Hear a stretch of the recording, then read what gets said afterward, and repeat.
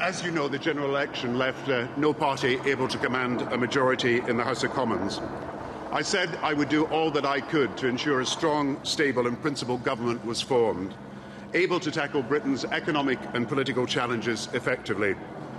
My constitutional duty is to make sure that a government can be formed following last Thursday's general election. I've informed the Queen's private secretary that it's my intention to tender my resignation to the Queen.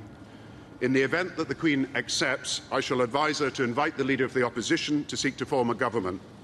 I wish the next Prime Minister well as he makes the important choices for the future. Only those who have held the office of Prime Minister can understand the full weight of its responsibilities and its great capacity for good. I have been privileged to learn much about the very best in human nature and a fair amount too about its frailties, including my own. Above all, it was a privilege to serve, and yes, I loved the job, not for its prestige, its titles and its ceremony, which I do not love at all. No, I loved the job for its potential to make this country I love fairer, more tolerant, more green, more democratic, more prosperous and more just, truly a greater Britain.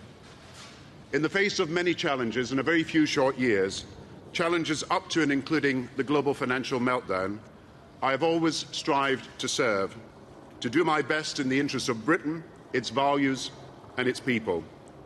And let me add one thing also. I will always admire the courage I have seen in our armed forces. And now that the political season is over, let me stress that having shaken their hands and looked into their eyes, our troops represent all that is best in our country, and I will never forget all those who have died in honour and whose families today live in grief. My resignation as leader of the Labour Party will take effect immediately, and in this hour I want to thank all my colleagues, ministers, members of Parliament, and I want to thank above all my staff who have been friends as well as brilliant servants of the country.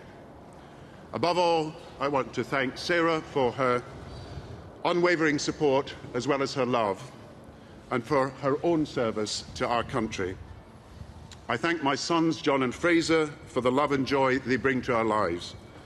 And as I leave the second most important job I could ever hold, I cherish even more the first, as a husband and father.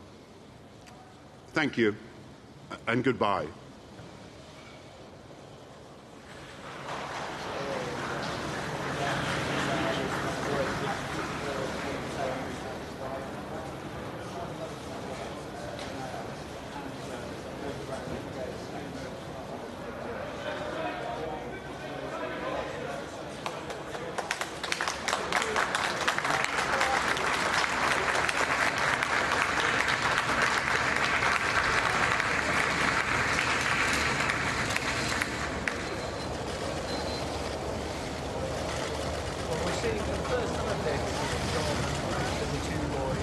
Thank you, sir.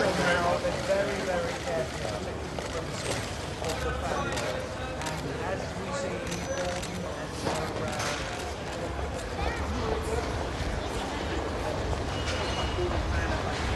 Minister.